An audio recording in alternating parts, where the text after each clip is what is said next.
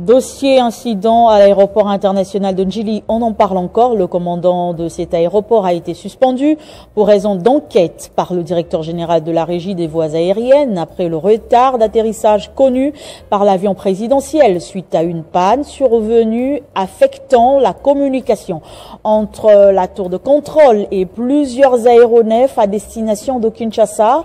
Les responsabilités sont partagées. Cette grande question se pose. Qui est le coupable? Crispin Chibinkoufoua revient sur les faits dans cet élément.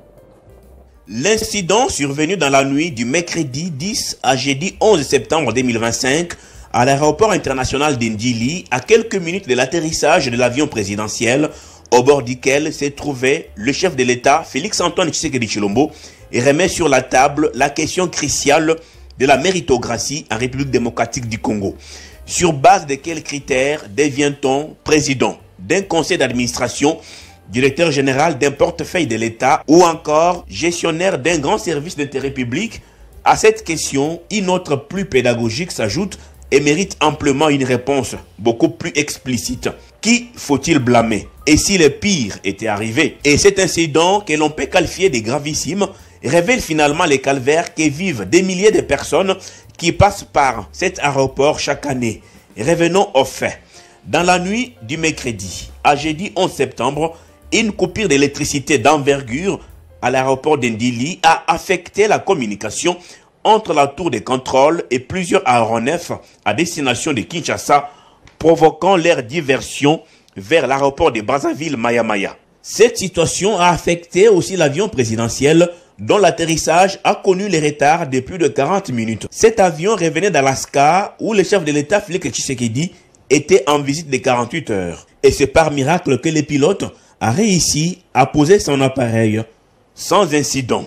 Cherchant qui blâmer en urgence et peut-être pour sauver sa peau, le directeur général a suspendu le commandant de l'aéroport d'Ndjili à qui il reproche de n'avoir pas respecté ses instructions concernant l'achat d'un inverseur de charge et d'avoir maintenu en service un technicien jugé incompétent, lequel n'aurait pas appliqué les protocoles prévus pour activer les dispositifs de secours.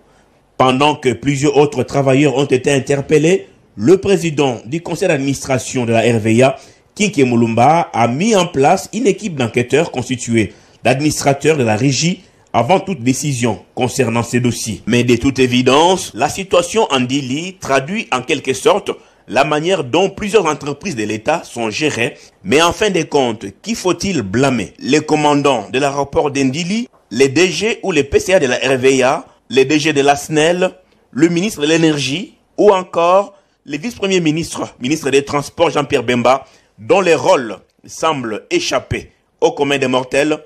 Toutes ces questions méritent des réponses.